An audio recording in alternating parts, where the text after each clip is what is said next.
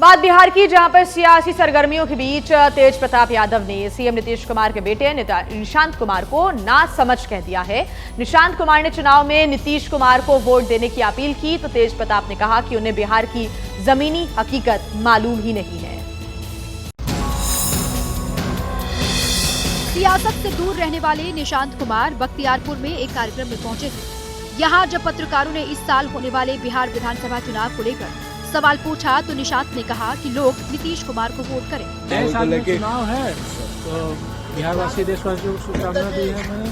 नए वर्ष में इसमें चुनाव भी हो सकेगा तो पिताजी को, उनकी पार्टी को आप सब जनता वोट करें, फिर से लाए। निशांत कुमार ने नीतीश सरकार के अच्छे कामकाज का हवाला देते हुए वोट की अपील की। निशांत के इस बयान पर लालू प्रसाद यादव के बड़े बेटे तेज प्रताप यादव ने निशाना साधा। तेज प्रताप ने कहा कि निशांत को बिहार की ग्राउंड रियलिटी नहीं पता थी। हालांकि तेज प्रताप ने निशांत के राजनीति में आने का स्वागत किया। निशांत जी को समझ में नहीं आ रहा है, अभी निशांत जी को नहीं पता है ना, वो फील्ड में ग्राउंड का उनका हाल क्या पता है। निशांत जी राजनीति में आएंगे तो स्वागत करेंगे आपका। अरे यंग है, लीडर है, यूथ अपना बनेगा। यंग यूथ अगर कोई लड़का नौजवान आगे बढ़ रहा है तो क्या दिक्कत है। भोजपुरी स्टार पवन सिंह की पत्नी ज्योति सिंह ने राजनीति में आने के संकेत दे दिए हैं। ज्योति सिंह ने कहा है कि जनता का आदेश हुआ तो वो विधानसभा चुनाव लड़ेंगी। भोजपुरी के पावर स्टार कहे जाने वाले पवन सिंह की पत्नी ज्योति सिंह अब राजनीति में पावर दिखाने की तैयारी कर रही हैं। पवन सिंह 2024 में काराकाट से लोकसभा चुनाव लड़ चुके हैं। अब उनकी पत्नी ज्योति सिंह ने विधानसभा चुनाव लड़ने का संकेत दिया है। यहाँ की जनता का आदेश होगा तो चुनाव में लड़ूंगी। किस पार्टी से चुनाव लड़ने का? जिस भी पार्टी से मुझे टिकट मिलता है, मुझे चुनाव लड़ना है, मैं चुनाव लड़ूंगी। ज्योति सिंह काराकाट और डिहरी का लगातार दौरा कर रही है। पवन सिंह काराकाट से निर्दलीय उम्मीदवार के तौर पर लोकसभा चुनाव लड़े थे। वो दूसरे नंबर पर थे। ज्योति सिंह तभी से काराकाट में सक्रिय है। ज्योति कह रही हैं कि अगर किसी पार्टी से टिकट नहीं मिला तो वो निर्दलीय चुनाव लड़ेंगे। जो भी जनता, यहाँ की जनता जो भी मुझे आदेश देगी, जिस विधानसभा से लड़ूंगी, अगर जनता का आदेश होगा तो लड़ूंगी। अभी ये साफ नहीं है कि ज्योति सिंह किस विधानसभा क्षेत्र से चुनाव लड़ेंगी, लेकिन ज्योति सिंह की सक्रियता को देखते हुए अटकलें हैं कि वो काराकाट या डिहरी सीट से चुनाव लड़ सकती है। मैसूर अर्बन डेवलपमेंट अथॉरिटी जमीन घोटाला से जुड़े मनी लॉन्ड्रिंग केस में ईडी ने बड़ी कार्रवाई की है। ईडी ने इस मामले में कर्नाटक के मुख्यमंत्री सिद्धारमैया और उनके दूसरे आरोपियों से जुड़ी 300 करोड़ की अचल संपत्तियां जब्त की हैं।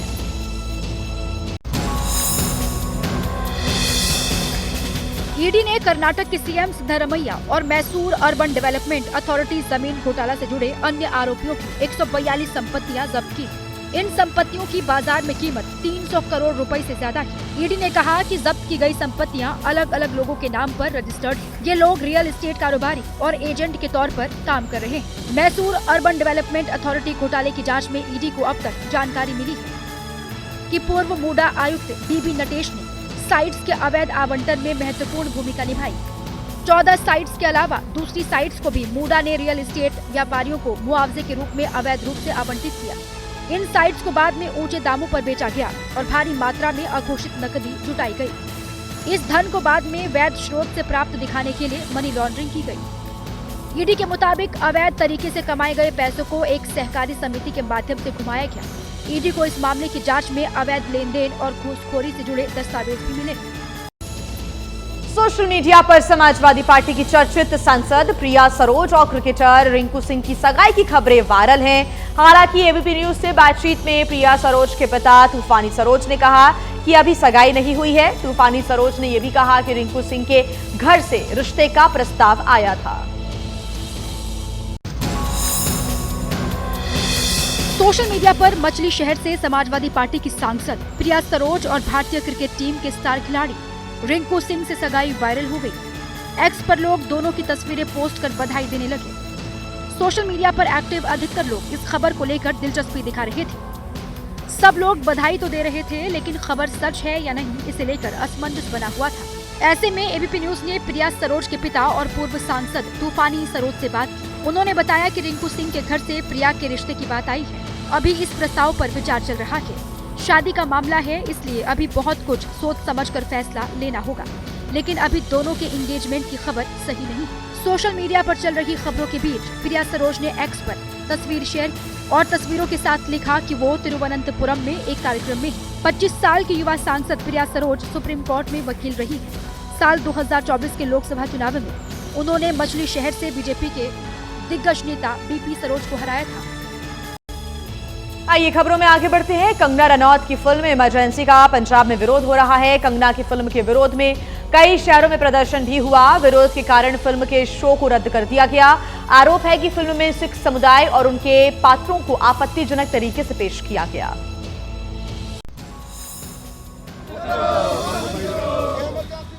पंजाब में SGPC और सिख संगठनों के विरोध के चलते कंगना रनौत की फिल्म इमरजेंसी नहीं दिखाई जा रही है। विरोध के चलते सिनेमा घरों के मालिक खुद ही फिल्म चलाने से कतरा रहे हैं। लुधियाना में फिल्म इमरजेंसी की स्क्रीनिंग की जानकारी मिलते ही सिनेमा हॉल के बाहर प्रदर्शन शुरू हो गया। प्रदर्शन की सूचना मिलते ही पुलिस मौके पर पहुंची और लोगों को शांत किया गया। अमृतसर के SGPC के विरोध के बाद फिल्म का शो रद्द कर दिया गया है। कांग्रेस नेता कह रहे हैं कि कंगना हमेशा विवादों में रहने वाला काम करती है। मेंबर पार्लियामेंट है कंगना रनौत जी और एक्टर भी है। ये एक्टिंग कम और मेरा ख्याल है कि प्रदूषण फैलाने का काम ज़्यादा करती है।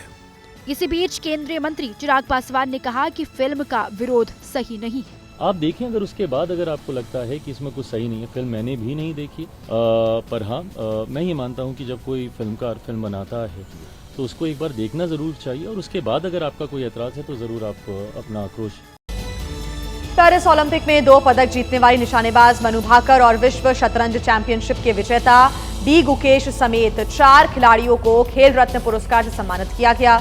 राष्ट्रपति द्रौपदी मुर्मू ने राष्ट्रपति भवन में खेल पुरस्कार विजेताओं को सम्मानित किया।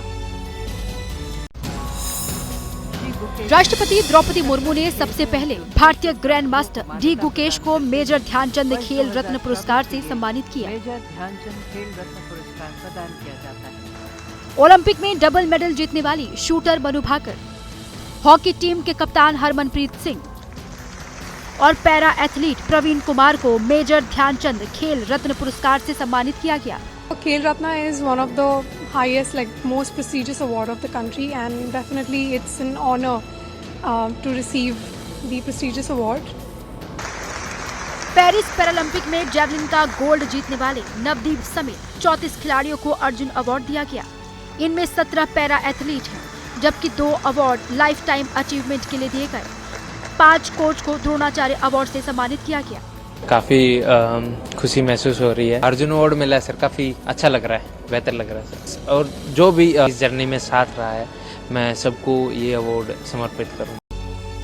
और आइए अब बात कर लेते हैं प्रयागराज महाकुंभ की, जहां पर आस्था के साथ साथ देशभक्ति का रंग भी खूब दिख रहा है। महाकुंभ में एक पंडाल है जहां पर देश के लिए जीवन बलिदान करने वाले शहीदों को खास अंदाज में याद किया जा रहा है। देखिए तस्वीरें।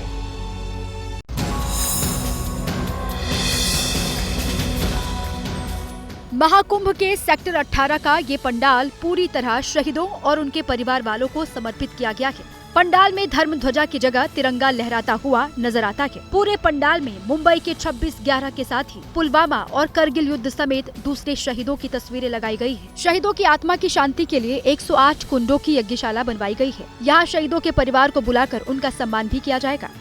कुंभ में यज्ञ अनुष्ठान पूजा पाठ हो रहा है उन नौजवानों के लिए जिन्होंने प्राणों का सर्वोच्च बलिदान दिया। 450 से ज्यादा फैमिलियां परिवार आ रहे हैं, उनके याद करते हुए आहुतियां देंगे।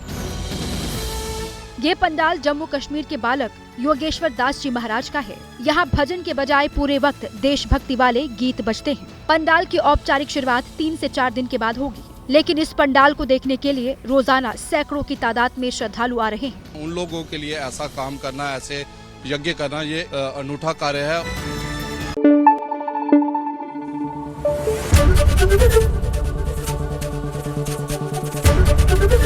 ABP न्यूज आपको रखे आगे।